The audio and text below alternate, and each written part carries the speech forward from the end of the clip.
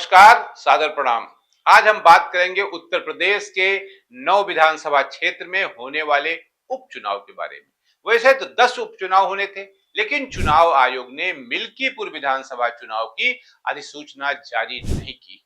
यानी वहां चुनाव नहीं होंगे। क्यों नहीं होंगे के जवाब में भाजपा तथा सपा एक दूसरे पर चुनाव टालने तथा टलवाने का आरोप लगा रहे हैं।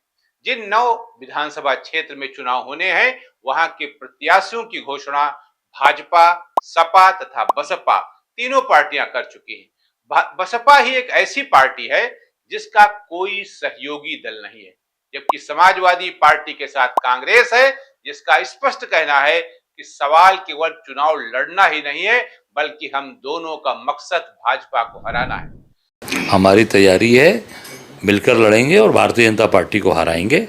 हमारा जो अत्याचार अन्याय ये सरकार कर रही है आम लोगों के साथ, लोगों का घर गिरवा रहे हैं, लोगों के मकान ढहवाए जा रहे हैं, फर्जी इनकाउंटर कराए जा रहे हैं, और निश्चित तौर से ये सरकार अपनी कमियों को छिपाने के लिए सब चीज़ें करती है, और हम सब लोग मिलकर लड़ेंगे और इनको हराएंगे। सपा बसपा जहां सभी 9 सीटों पर चुनाव लड़ रही है, वहीं भाजपा ने 1 सीट रालोद को दी है। उपचुनाव की ये 9 सीटें भाजपा हर कीमत पर जीतना चाहती है, ताकि उत्तर प्रदेश के मुख्यमंत्री योगी आदित्यनाथ अपनी इंपॉर्टेंस बता सके। क्योंकि जिस तरह की हवा चल रही है, उसमें ये कहा जा रहा है कि ये 9 सीटें योगी आदित्यनाथ का राजनीतिक भविष्य तय करेंगी। मुख्यमंत्री योगी आदित्यनाथ की प्रतिष्ठा से जुड़ी ये 9 सीटें भाजपा की झोली में जाने के बजाय विपक्ष के पास चली जाएं, इसका भी ताना बाना भाजपा के ही कुछ नेताओं द्वारा बुना जा रहा है।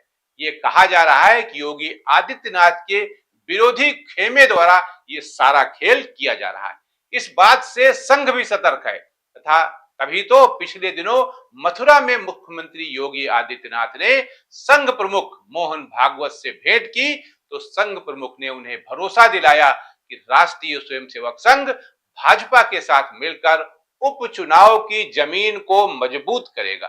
सूत्रों के अनुसार उपचुनाव में मत प्रतिशत बढ़ाने, बूथ प्रबंधन, सभी वर्गों के वोटरों को मजबूत करने, हिंदू वोटरों को एकजुट करने, ओबीसी और दलित वोटरों में पैठ बनाने के साथ ही टोलियां बनाकर डोर टू डोर अभियान चलाने, दलितों के साथ सहभोज आदि कार्यक्रम शामिल है।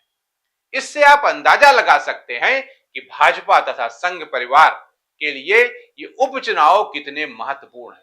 दूसरी तरफ सपा तथा बसपा भी इस चुनाव में हर कीमत पर भाजपा को शिकस्त देना चाहती है, और इसमें योगी विरोधी मोर्चा के लोग भी शामिल हैं। वैसे टिकट वितरण और प्रत्याशियों के चयन के बाद यह साबित हो गया है कि ये 9 चुनाव जो होने हैं, जहां सत्ता पक्ष तथा विपक्ष दोनों के लिए महत्वपूर्ण है।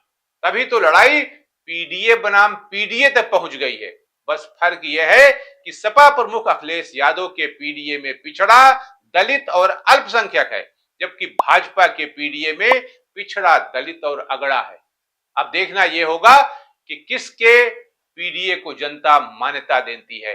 जानते चलें कि सपा ने कुल 9 प्रत्याशी उतारे हैं। इनमें सबसे ज्यादा अल्पसंख्यक समुदाय के हैं, जबकि 3 ओबीसी और 2 दलित प्रत्याशियों को टिकट दिया गया है। इसके विपरीत भाजपा ने 8 प्रत्याशियों में से सबसे ज्यादा 4 ओबीसी को टिकट दिया है, वहीं 3 सवर्ण तथा 1 दलित को प्रत्याशी बनाया है। भाजपा की सहयोगी पार्टी आरएलडी ने भी ओबीसी को चुनाव में उतारा, यानी पिछड़े वर्ग का। अब आने वाला समय ही बताएगा कि किसका पीडीए किस पर भारी है। तब तक इंतजार कीजिए और विमर्श में भाग लेते हुए जीत हार के निर्णय का आनंद लीजिए। आज के लिए इतना ही। नमस्कार।